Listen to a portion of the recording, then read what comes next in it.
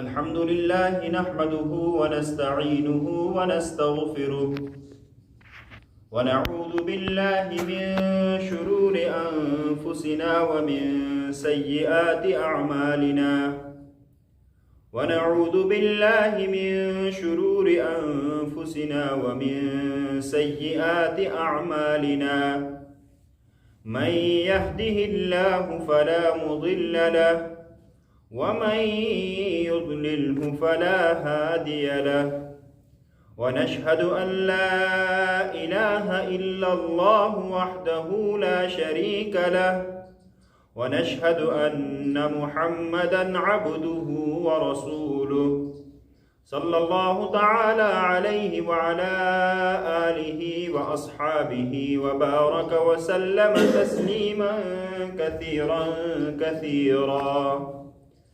أما بعد فقد قال الله تبارك وتعالى في كتابه المجيد والفرقان الحميد. أعوذ بالله من الشيطان الرجيم. بسم الله الرحمن الرحيم. يا أيها الناس اتقوا ربكم إن زلزلة الساعة شيء عظيم يوم ترونها تذهل كل مرضعة عما أرضعت وتضع كل ذات حمل حملها وترى الناس سكارى وما هم بسكارى ولكن عذاب الله شديد. وقال الله تبارك وتعالى أولم يروا أنا خلقنا لهم مما عملت أيدينا أنعاما فهم لها مالكون وذللناها لهم فمنها ركوبهم ومنها يأكلون. وقال الله تبارك وتعالى وقالوا لجلودهم لم شهدتم علينا قالوا أنطقنا الله الذي أنطق كل شيء وهو خلقكم أول مرة وإليه ترجعون. وقال النبي صلى الله عليه وسلم يحشر الناس يوم القيامة حفاة عراة غرلا. قالت ألا ينظر بعضهم إلى بعض قال الأمر أشد من أن ينظر بعضهم إلى بعض أو كما قال عليه الصلاة والسلام. صدق الله العلي العظيم وصدق رسوله النبي الكريم ونحن على ذلك من الشاهدين والشاكرين والحمد لله رب العالمين. رب اشرح لي صدري ويسر لي أمري واحلل عقدة من لساني يفقه قولي. رب زدني علما ربنا زدنا علما وألحقنا بالصالحين برحمتك يا أرحم الراحمين. حاضرین السامعین السلام علیکم ورحمۃ اللہ وبرکاتہ. آج جمعۃ المبارک کے موقع پر ہمارا یہاں پر جمع ہونا یہ کوئی اتفاقی بات نہیں ہے، بلکہ یہ اللہ رب العزت کا بنایا ہوا نظام ہے کہ اللہ تبارک و تعالیٰ کے حکم کے بغیر، اس کی منشا کے بغیر کوئی پتہ نہیں ہلتا. تو ہماری کیا مجال کہ جب تک اس کا اذن ہمیں نہیں ہے، جب تک اس کی منشا نہیں ہے کہ ہم اس کے گھر میں حاضر ہوں، ہماری کیا مجال کہ ہم اس کے گھر میں حاضر ہو سکیں.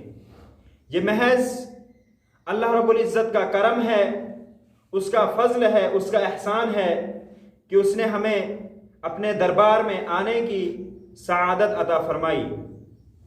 ہمیں اس پر اللہ رب العزت کا شکر ادا کرنا چاہیے. اور آپ نے، ہم سب نے وہ دن بھی دیکھے کہ جب اذان کے ساتھ ساتھ میں یہ اناؤنس بھی ہوتا تھا کہ اپنی نماز اپنے گھروں میں ہی ادا کریں۔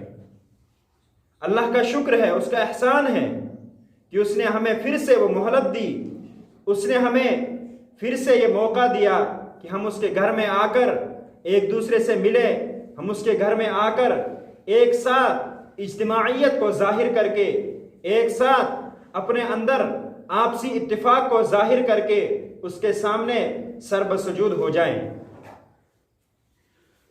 ورنہ کچھ ہی مہینے پہلے ہم نے وہ دن بھی دیکھے کہ ہم ترستے تھے کہ ہمیں مسجد کے لیے جانے دیا جاتا، ہم ترستے تھے کہ ہمیں گھر سے باہر نکلنے دیا جاتا، لیکن خود بھی ہم نہیں چاہتے تھے کہ ہم نکلیں۔ یہ اللہ رب العزت کی طرف سے ایک آزمائش تھی، انسانوں کے لیے ایک بہت بڑا علام تھا کہ انسانوں اب بھی سدھر جاؤ، انسانوں اب بھی اللہ تعالیٰ کی نافرمانیوں سے باز آ جاؤ۔ کیوں؟ کیونکہ اللہ تبارک و تعالیٰ نے اس دنیا کو بنایا ہے، اور اس کو بنانے کا ایک مقصد ہے، وہ یہ کہ اللہ تبارک و تعالیٰ یہ آزمائے الذی خلق الموت والحیات، جس نے موت و حیات کو پیدا کیا۔ کیوں؟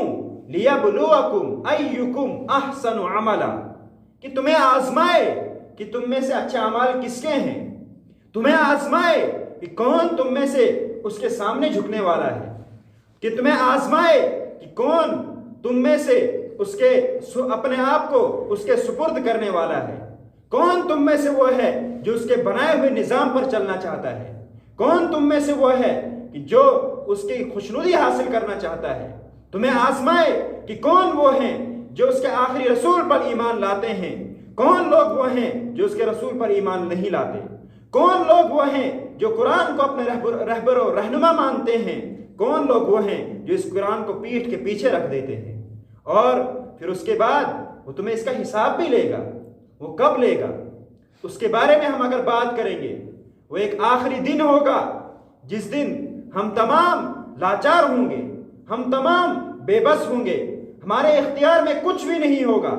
اور اس دن جب اعلان کرے گا اللہ تبارک و تعالی لمن الملک اليوم، who has the power، کس کے ہاتھ کا ڈنکا بجے گا، کس کے ہاتھ میں طاقت ہے، کس کی بادشاہت چلے گی؟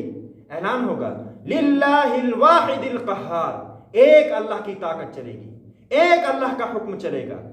ذرا ہم اس دن کو اپنے سامنے لائیں، ذرا ہم اپنی آنکھوں کے سامنے اس دن کا تصور کریں، ذرا ہم قرآن کریم کو اس نیت سے کھولیں کہ وہ ہمیں اس دن کے بارے میں کیا رہنمائی کرتا ہے، اور پھر اپنے آپ کو دل پر ہاتھ رکھ کر ذرا جانچیں کہ ہم کتنا اس کے لیے تیاری کر رہے ہیں، ہم کیا اس کے لیے تیاری کر رہے ہیں۔ دنیا کے لیے ہم نے بہت کچھ کیا، ہم نے ڈگریاں حاصل کر لی، ہم نے سب کچھ کیا، اپنے اولاد کو ہم نے اچھی تربیت کی، دنیاوی لیول سے ہم نے ان کو بہت اونچا بنا دیا، لیکن ذرا ہم اس دن کو بھی یاد کریں جب ہماری یہ اولاد ہم سے بھاگ جائے گی، یہ ہمارے قریب نہیں آئے گی۔ یہ میں اپنی بات نہیں کر رہا ہوں، یہ قرآن کریم کہتا ہے، قیامت کی منظر کشی کرتے ہوئے یوم یفر المرء من اخیہ، اے انسانوں ذرا سمجھو کہ دنیا میں اگر تمہیں کوئی پریشانی آتی ہے، دنیا میں تمہیں کوئی مشکلات پیش آتی ہے، تم اپنوں کی طرف دوڑتے ہو، تم دیکھتے ہو کہ میرے رشتہ داروں میں سے میری یہ پریشانی کون حل کر سکتا ہے، لیکن قیامت میں سب سے پہلے انہی سے بھاگ جاؤ گے۔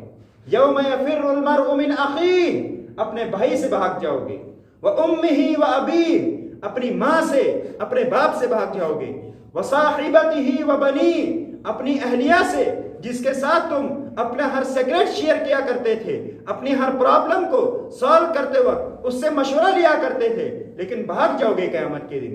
وبنیہ، اپنی اولاد کے لیے جس کے لیے تم دنیا میں جان نچھاور کرنے کے لیے تیار ہوتے تھے، اپنی جان کو سیکریفائس کرنے کے لیے تیار ہوتے تھے، ریڈی ہو جاتے تھے، لیکن قیامت میں تم اس سے بھی دور بھاگ جاؤ گے۔ لِكُلِّ امْرِئٍ مِّنْهُمْ يَوْمَئِذٍ شَأْنٌ يُغْنِيهِ، ہر انسان کی ایک الگ حالت ہوگی، ہر انسان نفسی کے عالم میں ہوگا۔ ذرا ہم اس دن کو یاد کریں، ذرا ہم اپنے آپ کو ٹٹولیں کہ ہم اس دن کے لیے کیا تیاری کر رہے ہیں۔ اور ایک جگہ اللہ رب العزت نے اس دن کی ہمیں یاد دہانی کروائی، یا ایھا الناس اتقوا ربکم ان زلزلۃ الساعۃ شیء عظیم. اے انسانوں، اے لوگو، وہاں پر مسلمان، ہندو، سکھ، عیسائی، کسی کا کوئی فرق نہیں. ستقوا ربکم، اپنے رب سے ڈرو، اپنے رب سے ڈرو. کیوں؟ ان زلزلۃ الساعۃ شیء عظیم، قیامت کا زلزلہ بہت بڑی چیز ہے.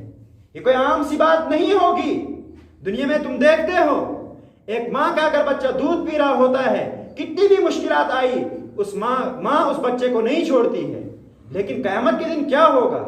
یوم ترونھا تذہل کل مرضعۃ عما ارضعت، ہر دودھ پلانے والی اس بچے سے، اس چیز سے دور بھاگ جائے گی جس کو دودھ پلا رہی ہوگی. وتضع کل ذات حمل حملها، جو بھی حاملہ ہوں گی وہ اپنے حمل جن دیں گی.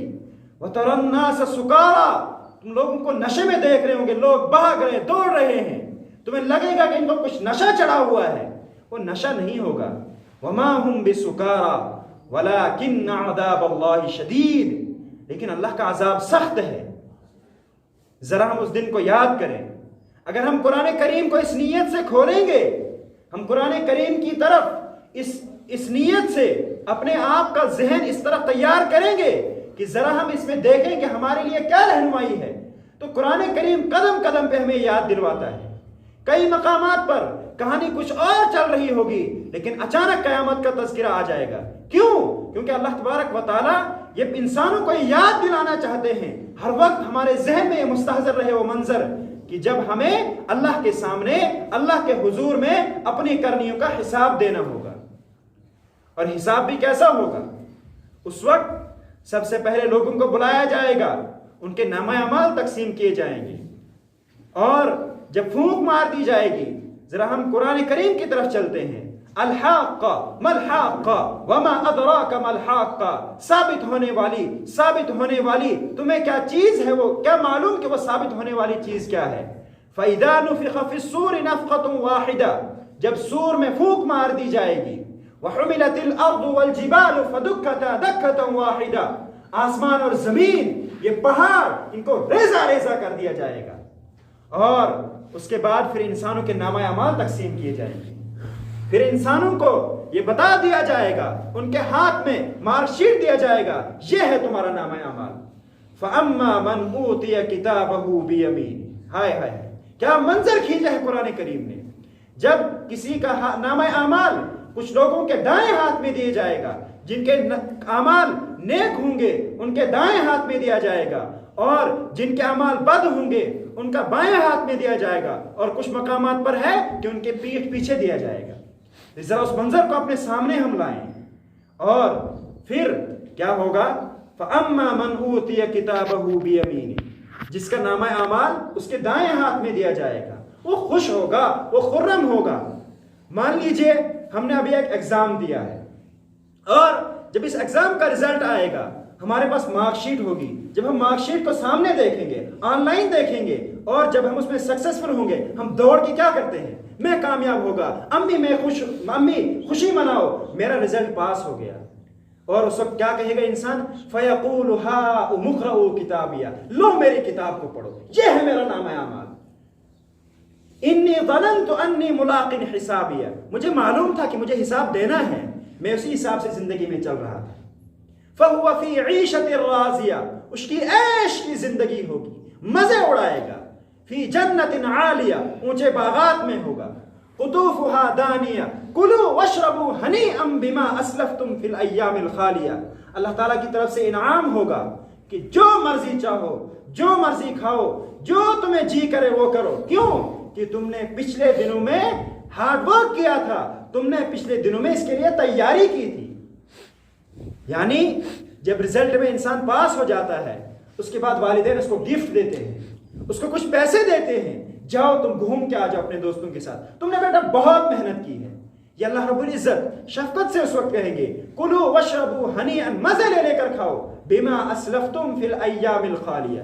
لیکن کچھ وہ لوگ بھی ہوں گے، کچھ وہ بد نصیب بھی ہوں گے، کچھ وہ بدبخت بھی ہوں گے. وَأَمَّا مَنْ أُوتِيَ كِتَابَهُ بِشِمَالِهِ، جس کا نامہ اعمال اس کے بائیں ہاتھ میں دیا جائے گا، ان کا کیا حال، ان کی کیا حالت ہوگی، ان کے کیا احوال ہوں گے. ذرا ہم اس کو بھی اپنے ذہن میں رکھیں. فیقول لم اوت کتابی یا لیتنی لم اوت کتابیا. ہائے ہائے ہائے، مجھے یہ نامہ اعمال دیا ہی نہ جاتا، میں نے کیا کیا ہے، مجھے تو معلوم بھی نہیں تھا. ولم ادری ما حسابیا، مجھے تو معلوم بھی نہیں تھا کہ میرا حساب کیا ہونے والا ہے. ذرا ہم اس طرف بھی دھیان دیں. اور اس کے بعد ان کی کیا حالت ہوگی؟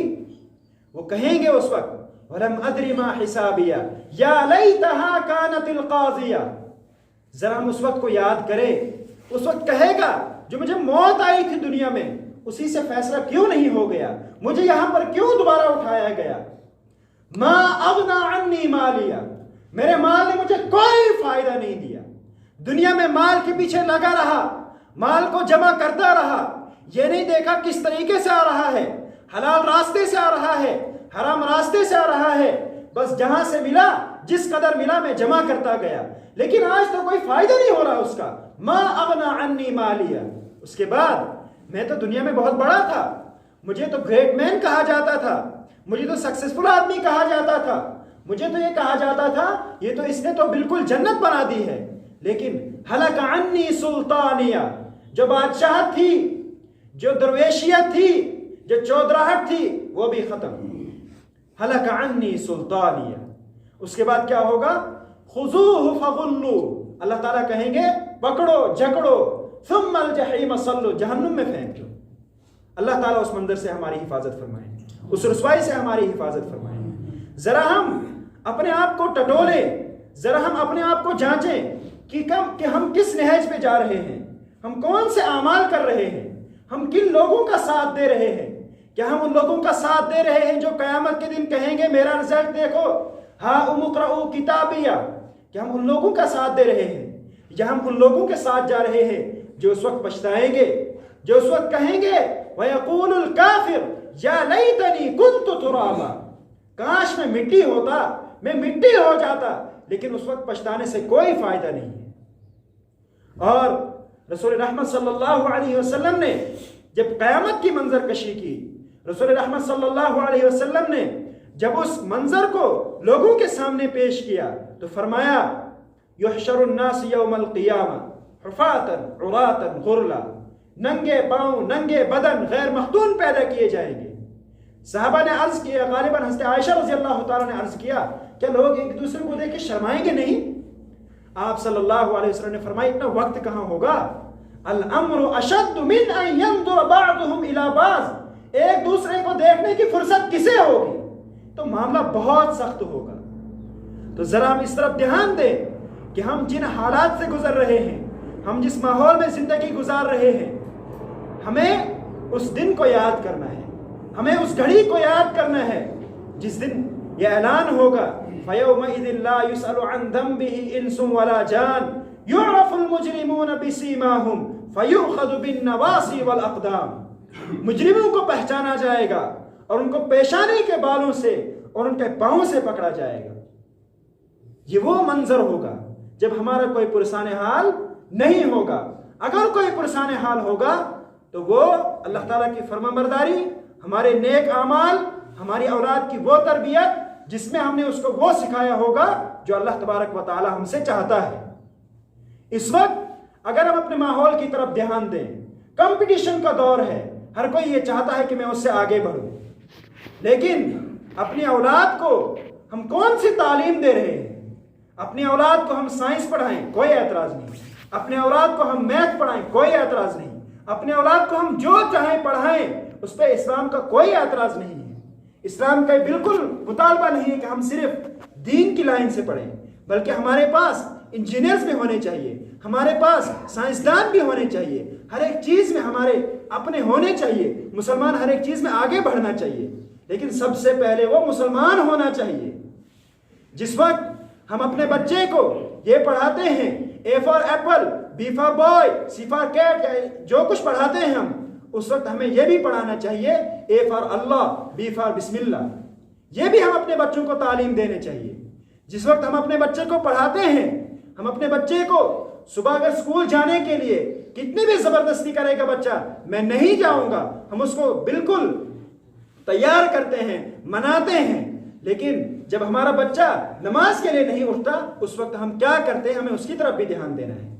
ہم اپنے آپ کو کالج کے ٹائم میں، یونیورسٹی کے ٹائم میں کس طرح سے اپنے آپ کو پریپیئر کرتے ہیں، کس طرح سے اپنے آپ کو سنوارتے ہیں، اور کس طرح سے ہمیں فکر لگی رہتی ہے کہ ہمیں آج ایگزام دینا ہے، ہمیں آج وہ فلانی کلاس اٹینڈ کرنی ہے، ہمیں اس کی طرف بھی دھیان دینا ہے، لیکن ساتھ ساتھ میں ہمیں اس کی طرف بھی دھیان دینا ہے کہ میرے اللہ نے مجھے پیدا کیا، اس کا مجھے حکم ہے کہ میں صبح اٹھ کر فجر کی نماز ادا کروں، ہمیں اس کی بھی فکر کرنی ہوگی۔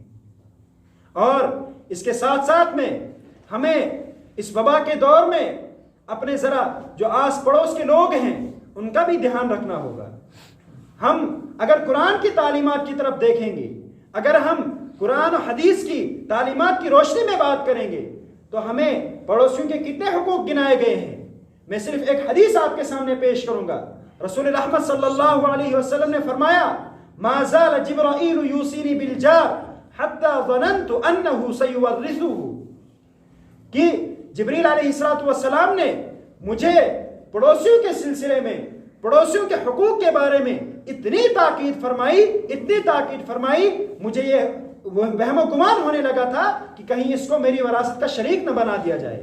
لیکن ذرا ہم اپنے آپ کو آج دیکھیں کہ ہم پڑوسیوں کو کس طرح سے ان کے ساتھ ڈیل کر رہے ہیں، ہم پڑوسیوں کے کس قدر کام آ رہے ہیں، ہم پڑوسیوں کا کتنا خیال رکھ رہے ہیں۔ قرآن و حدیث کی تعلیمات میں یہاں تک فرمایا گیا ہے کہ اگر آپ اپنے گھر والوں کے لیے، اگر آپ اپنے بچوں کے لیے کوئی میوہ لاتے ہیں تو اپنے پڑوسیوں کے جو بچے ہیں ان کے لیے بھی لائیے۔ ہاں، اگر آپ کی اتنی استطاعت نہیں ہے تو میوے کا جو چھلکا ہے وہ کم سے کم اتنی دور پھینک دیں کہ آپ کے پڑوسی کا بچہ اس کو دیکھ کر اس کے دل میں یہ گمان نہیں ہونا چاہیے ہمارے پاس مال نہیں جس کی وجہ سے ہم یہ میوہ نہیں کھا سکے۔ یہ قرآن کریم کی تعلیمات ہے، یہ اسلام کی تعلیمات ہے، یہ مسلمانوں کی پہچان ہے کہ مسلمان آپس میں مل جل کر بیٹھتے ہیں۔ ان کی مثال ایک جسم کی طرح ہے کہ اگر اس جسم کے پاؤں کے انگوٹھے میں اگر تکلیف ہوتی ہے تو سر تک درد ہونے لگتا ہے اور آنکھ سونے کے لیے تیار نہیں ہوتی۔ اور آج اگر ہم دیکھتے ہیں کسی مسلمان ایک دوسرے کے پاؤں کھینچ رہے ہیں، مسلمان ایک دوسرے کی بالکل ٹوہ میں لگے ہوئے ہیں کہ ان کو کیسے پیچھے ہٹایا جائے۔ ہمیں غور و فکر کرنا ہوگا، ہمیں پھر سے پلٹنا ہوگا اس اللہ رب العزت کے نظام کی طرف جس کو لے کر رسول رحمت صلی اللہ علیہ وسلم اس دنیا میں تشریف لائے۔ اور ہمیں یاد رکھنا ہوگا کہ اگر ہماری کامیابی ہے اس دنیا میں، اگر ہم چاہتے ہیں کہ ہم پھر سے کامیاب ہو جائیں تو ہمیں پلٹنا ہوگا اس نظام کی طرف جس کو رکھ کر رسول رحمت صلی اللہ علیہ وسلم اس دنیا میں تشریف لائے۔ ہمیں پھر سے اس قرآن کو کھولنا ہوگا، ہمیں پھر سے اس قرآن کو سمجھنا ہوگا، اس کو لوگوں میں عام کرنا ہوگا، تبھی جا کر ہماری پریشانیاں بھی ختم ہوں گی، تبھی جا کر ہمارے غم بھی دور ہوں گے، اور تبھی جا کر ہم اس دنیا میں پھر سے حقیقتاً اور اصلی معنوں میں کامیاب ہوں گے۔ اور اگر ہم اسی غفلت کی نیند میں پڑے رہے، اگر ہم پھر سے وہی ہمارا نماز کی طرف بالکل بے رجحانی رہی، ہم یہاں نماز کی طرف آنے سے ہمیں کترانے لگے، ہم نماز پڑھنے سے بالکل غفلت کرتے رہے، تو وہ دن دور نہیں کہ پھر سے اللہ تبارک و تعالیٰ کوئی ایسی مصیبت، کوئی ایسا عذاب نازل کر دے، کسی ایسی آزمائش میں ڈال دیں کہ ہم پھر اس وقت کہیں کہ اللہ رب العزت اب ہمیں مہلت دے، لیکن اس وقت وہ مہلت کا وقت نہیں ہوگا۔ لہٰذا یہ رسول رحمت صلی اللہ علیہ وسلم کا ارشاد ہے، الکیس من دان نفسہ وعمل لما بعد الموت والعاجز من اتبع نفسہ ہواہا وتمنى علی اللہ۔ عقل مند شخص وہ ہے جس نے اپنے آپ کو تابع بنایا۔ کس کے تابع بنایا؟ رسول رحمت صلی اللہ علیہ وسلم کی شریعت کے تابع بنایا، اسلام کے احکام کے تابع بنایا، اور موت کے بعد کی جو زندگی ہے جس کا منظر مختصراً میں نے آپ کے سامنے پیش کیا، اس کے لیے تیار کیا اپنے آپ کو، اس کے لیے پریپریشن کی، اور اس کے بعد وعمل لما بعد الموت۔ لیکن وہ شخص بیوقوف ہے، والعاجز من اتبع نفسہ ہواہا، جو اپنے نفس کی خواہشات کے پیچھے چلتا رہا، جو نفس نے کہا، جو دل میں آیا، اس نے یہ نہیں دیکھا کہ قرآن مجھے اس کی اجازت دیتا ہے یا نہیں، اس نے یہ نہیں دیکھا کہ اللہ کا حکم ہے یا اللہ تعالیٰ نے مجھے اس سے منع کیا ہے، جو اپنے نفس کے پیچھے چلتا رہا، وَتَمَنَّى عَلَى اللَّهِ، اور اللہ پر امیدیں باندھتا رہا کہ اللہ تو غفور الرحیم ہے۔ اللہ تبارک و تعالیٰ سے دعا ہے کہ وہ ہمیں سمجھنے کی توفیق عطا فرمائے اور ہمیں کہنے سننے سے زیادہ عمل کرنے کی توفیق عطا فرمائے۔ وَمَا عَلَيْنَا إِلَّا الْبَلَاغُ۔ السلام علیکم ورحمۃ اللہ۔